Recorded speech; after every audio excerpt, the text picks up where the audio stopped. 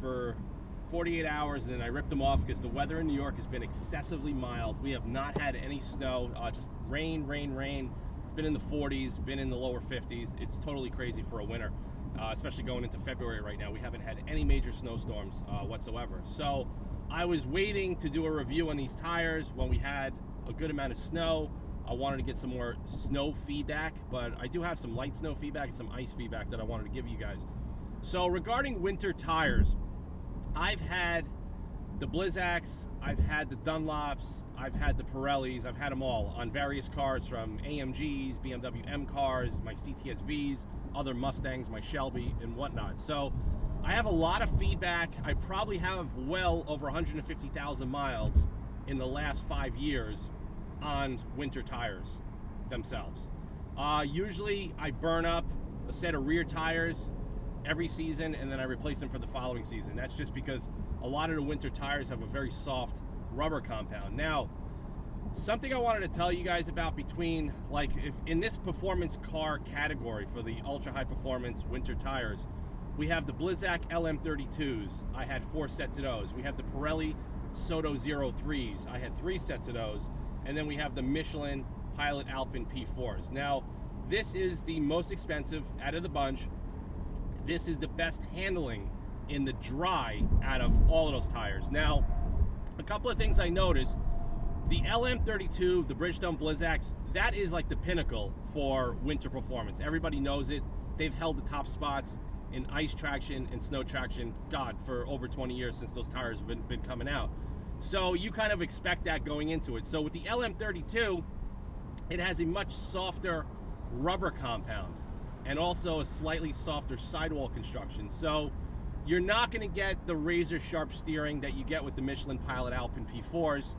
You're not going to get the handling out of the LM32s. Like, if you really want to push the car, if you have a really high performance car and you really want to push it, it's going to get you like 90% there. But then that 10% is because of the softer rubber compound and the softer, thicker, taller thread blocks. It's still a phenomenal tire. It is the best tire in the snow and the best tire in the ice that I've ever tested. I've also tested the LM25s, WS60s. I've had them all. Blizzacs, I swear, if you get stuck in any car with Blizzacs, you should not be driving. That's what I tell everyone.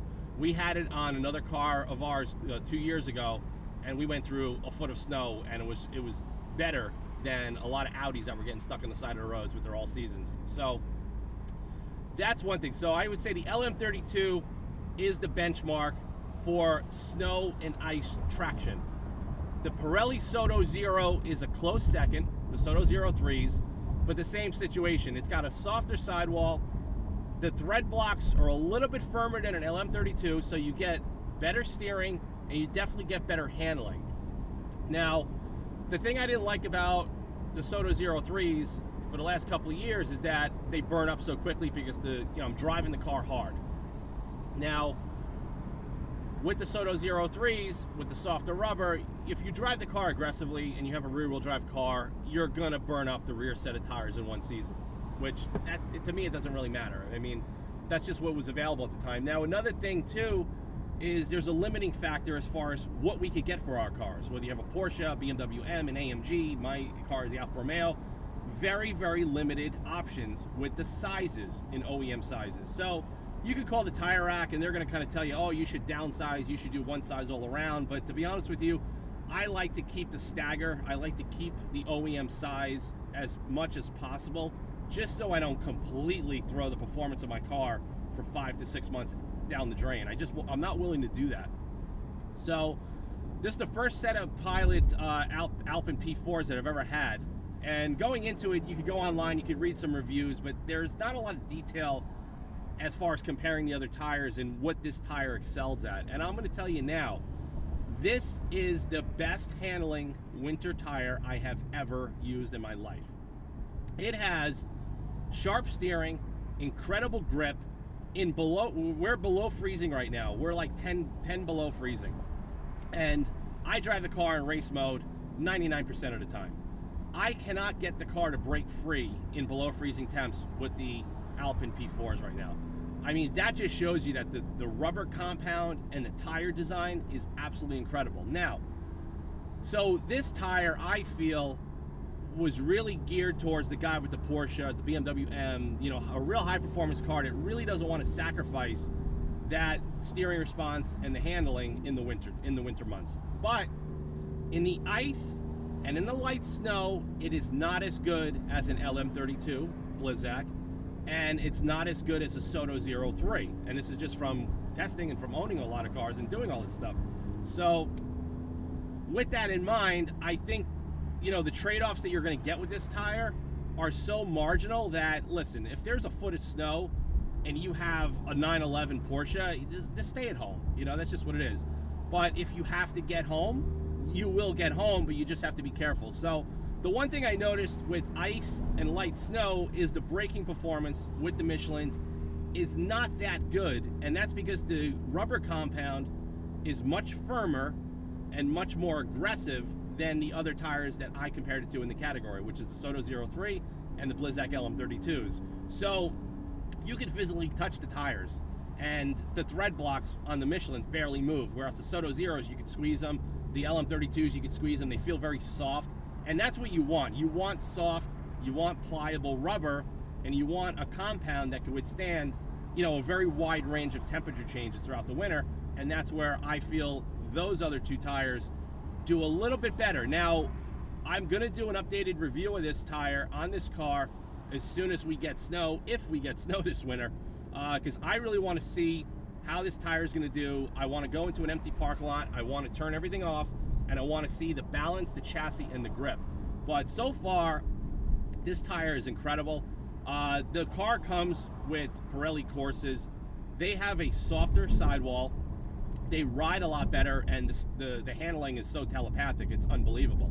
And we're on some bumpy roads right now, so with the Michelin, with the harder rubber compound, and it has a much stiffer sidewall, it feels almost identical in ride quality and feel to the Michelin Pilot Sport 4S in the dry. That's pretty much what I'm going to compare it to. Also in the rain, phenomenal tire. There's no hydroplaning.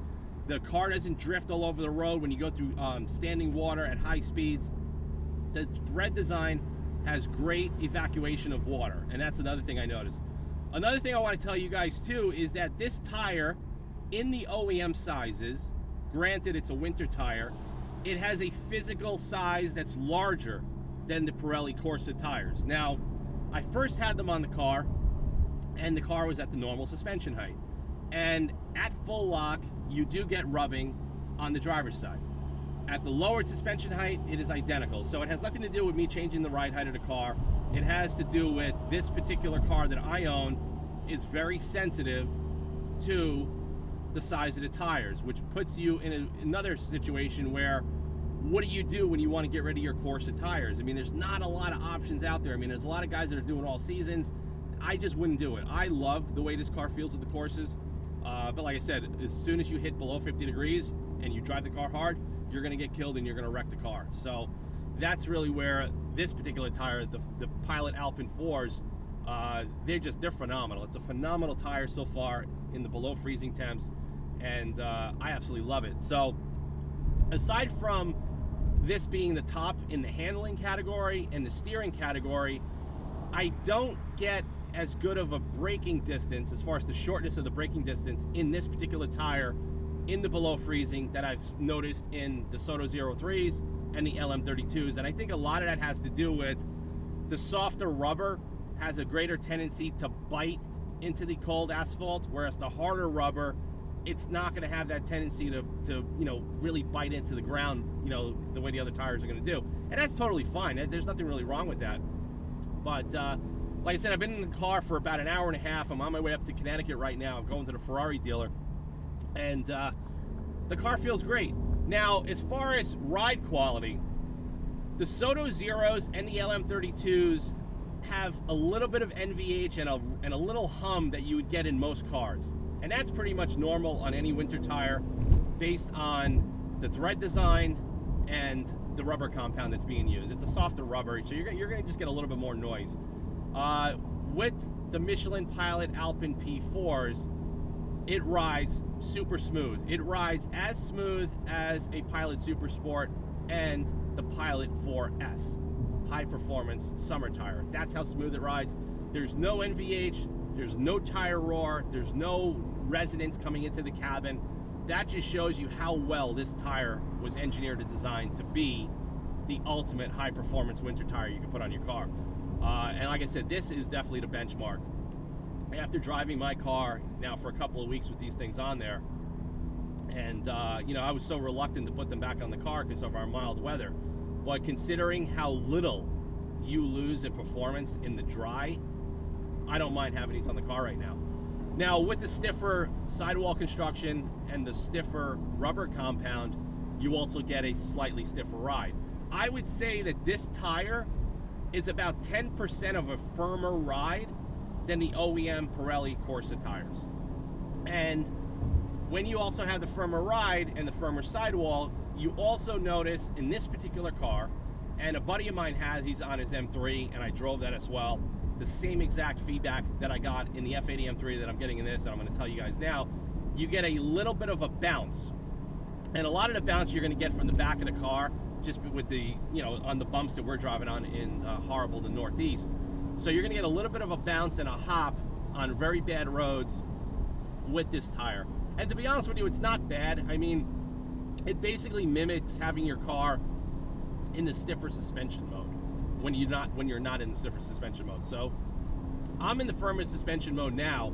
I'm in race mode, and like I said, the car is spirited. It's got grip. It's dead centered. It's got lightning sharp steering response, and I don't notice that much that I'm sacrificing right now in enjoying my car. And like I said, I get out of this car every day, and I absolutely love it. I enjoy it. It's a lot of fun. And you know, with the LM32s, you know, they're good, but they're not as good as this as far as high performance handling. And the Soto 03s, I thought that was a great tire. I had them on my Shelby. I had 3 sets because I kept selling the wheels and tires to other customers. And I thought they did really well, but there was that one time as the rears started wearing towards the last end of the season where I almost wrecked the car because it just didn't have enough grip, whereas the LM32s in the same situation would have gotten me out of that jam without a problem. Now, I don't know how well this tire is going to do in the snow and in the real extreme conditions, so I want to throw this video out there for you guys just to give you some good feedback as far as how good this tire is and what it excels in the dry and in below freezing temps and in light snow and moderate, you know, ice on the ground from when it freezes over at night. And so far, I think it's phenomenal. It's definitely worth the extra money to buy this tire if you actually care about driving and you really don't want to lose that much. Because a lot of guys, you know, with performance cars, they'll have a winter beater or they'll use an SUV for the winter because they don't want to take all that performance and throw it out the window with winter tires. And I'll tell you guys now, man, this tire doesn't do that. You can still drive the car hard, you can still corner sharply, you still get the good steering response. You lose a little bit in braking versus the softer Corsa tire, and also like a softer rubber on an LM32 and a Soto 03, but you know, that's only in a severe panic, high-speed situation, and to be honest with you, you're not really doing that in these winter months anyway, with the congestion and the traffic and all of that. But I love this tire. I highly recommend it. I've been getting tons of emails since I started throwing up my Alpha content back, you know, in October, and people are asking me like, hey, what are you going to do for the winter? And I keep telling them, well, hold on, I got a winter tire and wheel setup, but I'm just procrastinating on putting them on because the weather's been so mild. I was having too much fun with the courses, but you know, this set of tires, they cost me a little over $1,300, and to be honest with you, if I had to do it again, I wouldn't even blink an eye to go spend $1,300 for these tires. And moving forward, on any car going forward that I want to drive in the winter months that's a high performance car, this is the tire that's going to be #1 choice. Now, will Michelin offer this tire in every size? I don't know. Very, very limited. So you guys could go into TireRack.com. You can see a lot of reviews, but a lot of these reviews that people are doing, you know, they're saying, hey, they love the tire, they love the grip, but they're not comparing it to other tires and over 100,000 miles that I've driven on all these various tires to give you guys some good, you know, constructive feedback as far as what I would recommend you guys use. So Hope you guys like this video. There's going to be follow-ups as soon as the snow finally gets here. We don't know when. Hopefully in the month of February we'll get some snow, and not in the month of May. But we don't know what's going to go on. But if you guys got these tires on any car, please post your comments below. If you also had Soto Zeros or Blizzaks, let me know what you guys think. Let me know if your feedback and what I'm telling you guys compares to what we're all feeling with our cars. But this is definitely the top dog in this category. The best handling, best steering, best driving tire. You lose a little bit of ride comfort, but it's not even to the point where it's worth talking about or complaining about. But I just wanted to mention it just to give you guys that little bit of more feedback, regarding this tire on this particular car.